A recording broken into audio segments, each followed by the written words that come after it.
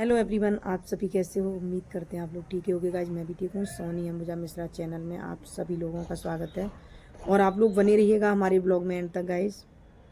तो आप लोगों को कुछ बातें शेयर करने आई हैं क्योंकि आप लोगों के बहुत ज़्यादा कमेंट रहते हैं कि दीदी आप अपनी ज़िंदगी के बारे में नहीं बताती हो, कुछ शेयर करो। और मैं जबकि ये इस टॉपिक पे वीडियो डाल चुकी हूँ, इस बात को लेके मैं व्लॉग डाल चुकी हूँ और बस वही क्वेश्चन मेरे लिए बार बार आ रहा है, वही क्वेश्चन बार बार आ रहा है। तो मैं आज सारी चीज़ें भाई बता दूंगी, लेकिन मैं रोज़ इस टॉपिक पे वीडियो नहीं बनाऊंगी। और यार मेरा भी माइंड पक जाता है, वही एक बात करते पे वीडियो डाल दो। भाई वो चीज़ यूट्यूब को भी नहीं पसंद है कि मैं एक ही टॉपिक पे वीडियो डालती रहूँ, उसको भी नहीं पसंद है भाई। तो मैं आज ये लास्ट वीडियो डाल रही हूँ, उसके बाद मैं नहीं वीडियो डालूंगी इस टॉपिक पे।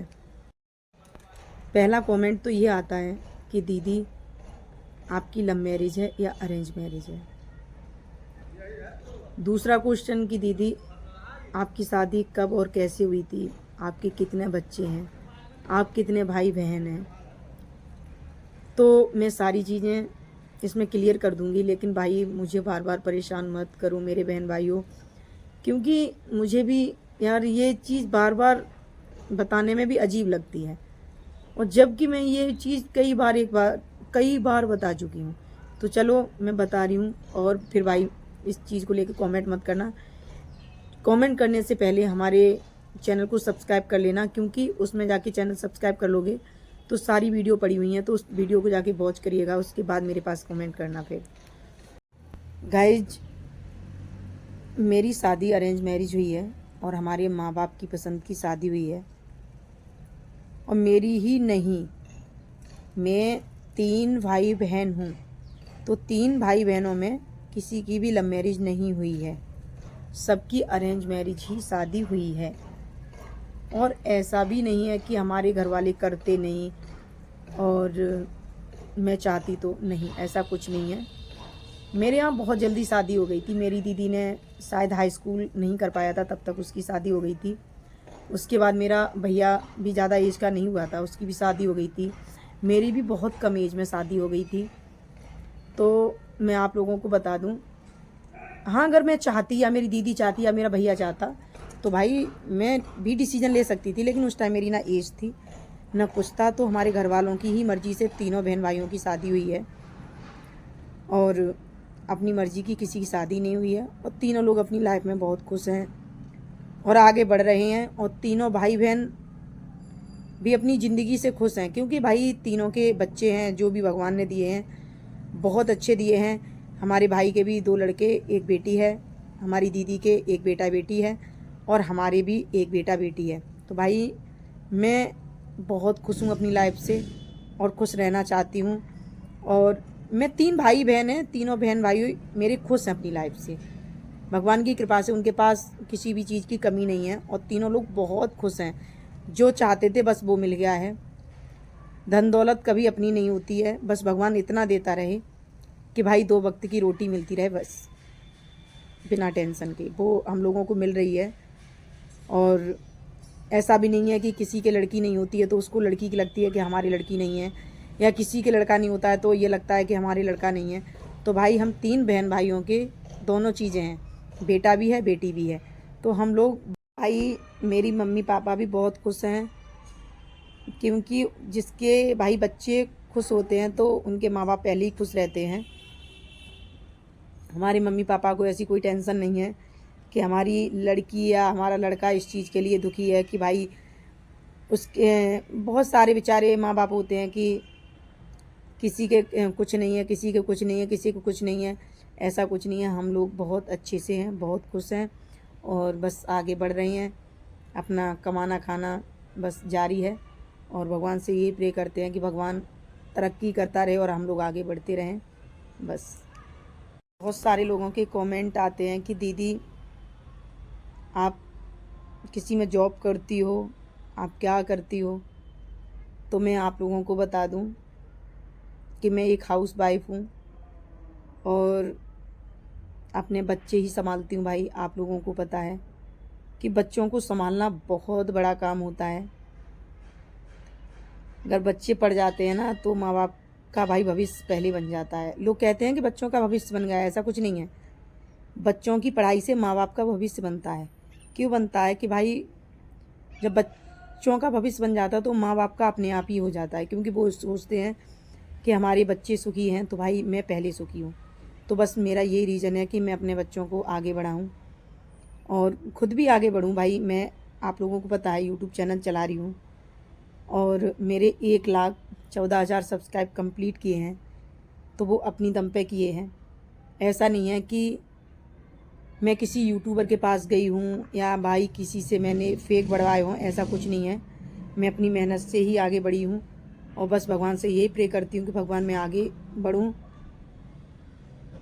बस मैं इस लायक हो जाऊँ कि जिसको ज़रूरत है जिस चीज़ की, मैं उसको कर सकूँ और भाई वो दे सकूँ।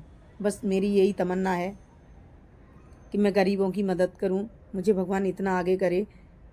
मैंने अपने लिए कुछ नहीं सोचा है। बहुत सारे लोग होते हैं वो कहते हैं कि मैं मकान बना लूँ, दुकान बना लूँ, अपने बच्चों के लिए ये कर दूँ। नहीं, मेरा बस यही मन करता है और बहुत इच्छा करती है कि मेरे पास भगवान इतना दे दे कि मैं ज़रूरतमंदों को भाई दान करूँ।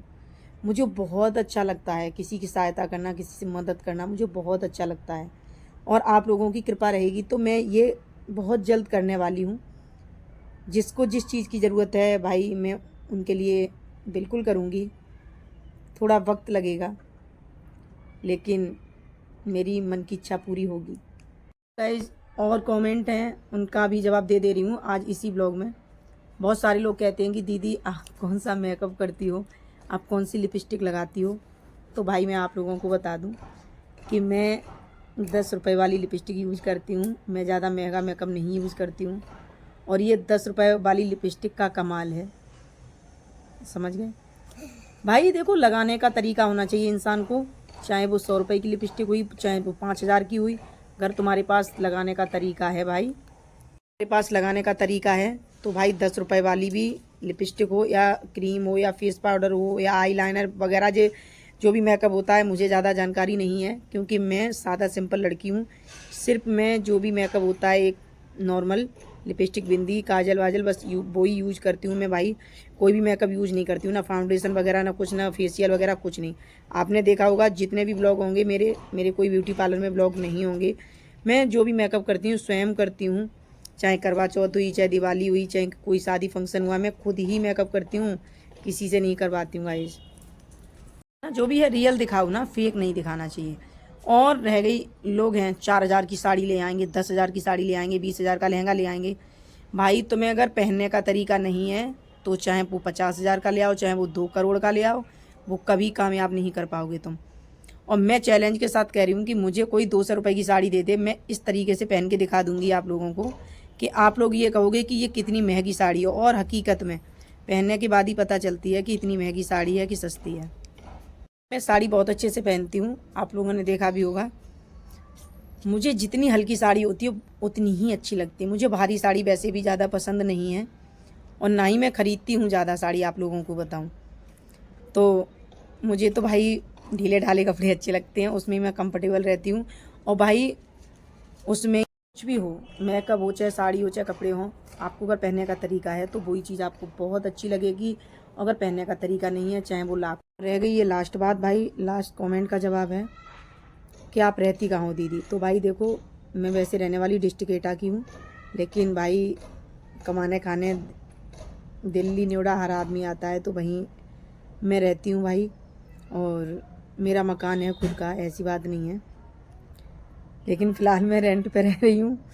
तो ये चीज़ भी कंफर्म कर दी आप लोगों को, मेरे मकान है, मेरा गाज़ियाबाद में मकान है।